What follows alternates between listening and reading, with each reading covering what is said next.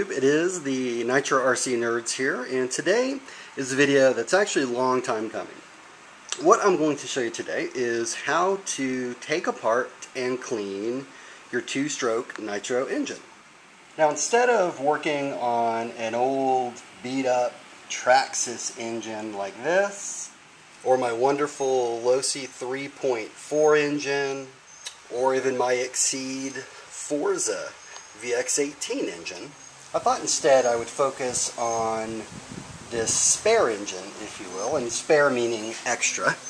And this is actually an SMT, everyone's favorite Chinese engine, that I use really just, I guess, to learn on, if you will. Although I had the engine up and running for quite some time on the Exceed Forza.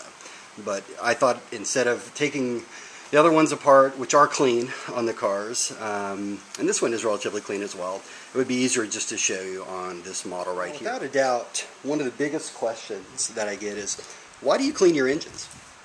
And I guess my response to that would be, why not clean your engines?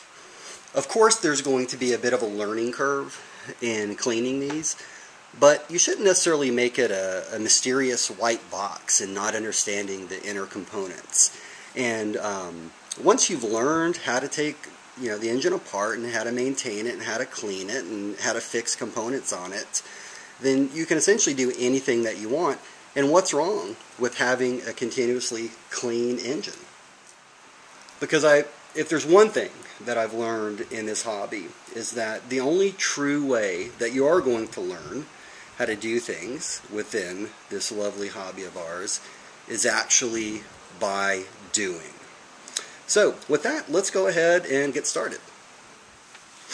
Alright, now first things first, you have a glow plug in there. Everyone should be familiar with the glow plug, but let's go ahead and take the glow plug out, because that is almost always going to be the very first thing that you want to do. And if there's a shim with it, and this one didn't have one, I must have put it somewhere, but if there's a shim with it, make sure that you keep the shim. The next thing is, inside of here, there's 4 screws. Okay? And this is the heat sink or the cooling head. And really all you want to do is just go inside of here in a crisscross pattern, meaning here, here, here, here. Just go through and actually take the screws off. And the reason that you do this in a crisscross pattern is because you want equal weight proportion on top of your actual button head or any other components that the heatsink is sitting on top of.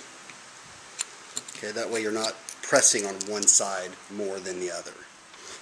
Okay, so once you've unscrewed it, one tip is to lift it up and place it back down like this, because if you were to turn it over, especially on heat sinks that are taller, all that's going to happen is all the screws are going to come out like that, and then you're going to have a really fun time trying to get them all back in. Okay, so now that we have the heat sink taken off, and this piece right here is again, its purpose for the engine is for cooling. So in other words, air comes in and it allows it to cool the engine via those fins that you see on top of it. The next thing we want to do is take off this piece right here, which is called the back plate. Again, when you take it off, you want to do it in the crisscross format, or the star format. So you just go through and begin taking off your back plate. And as I'm taking off the back plate, one other thing that I forgot to mention is when you take the heatsink off, be very careful, because what you're going to find is a little shim or a head gasket typically that's either below it, and again, I've taken this one off. It's either below it or right on top of here.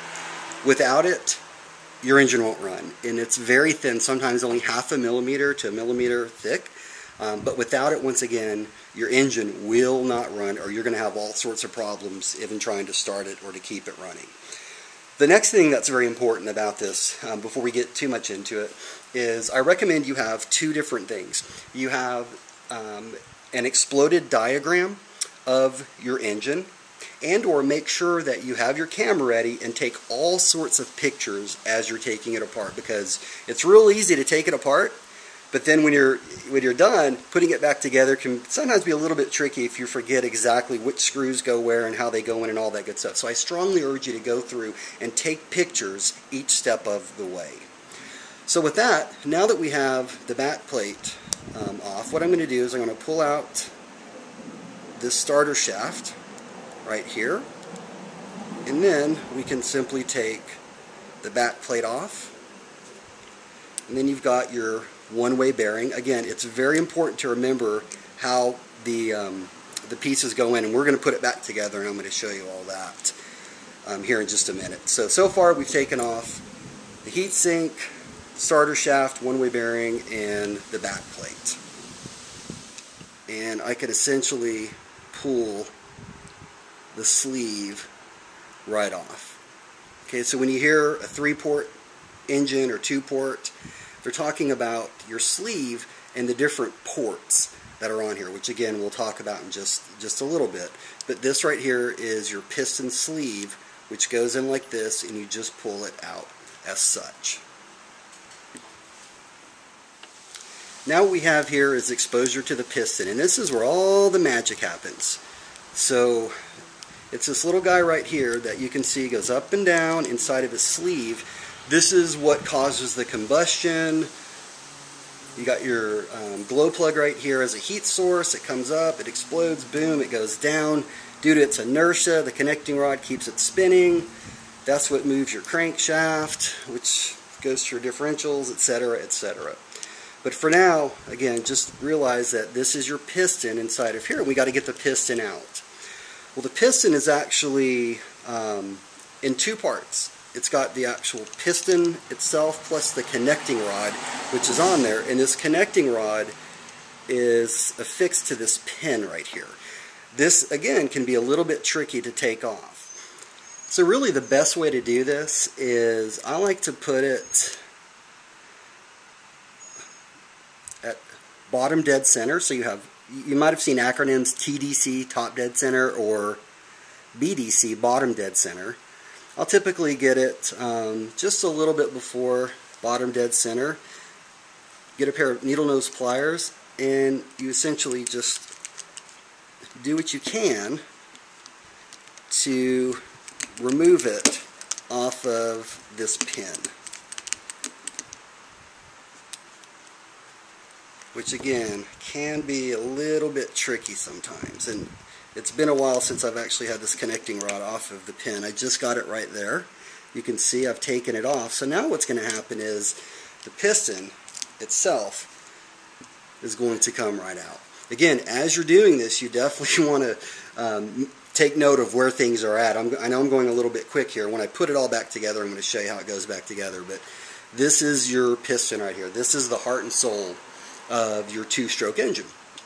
And the piston, as I mentioned, is contains this connecting rod right here, which has a little, call it a little wrist pin inside of there. So, as an example, let's say that you're a genius like me, and the first time you ever start a Nitro engine, you accidentally kick it to where the carburetor's wide open and it goes full speed, and you break your connecting rod like I did.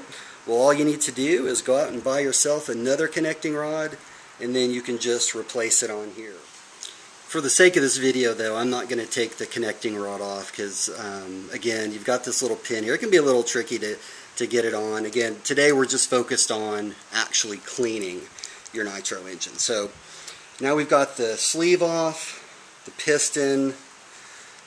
Inside of here is your combustion chamber. So now let's talk about the carburetor.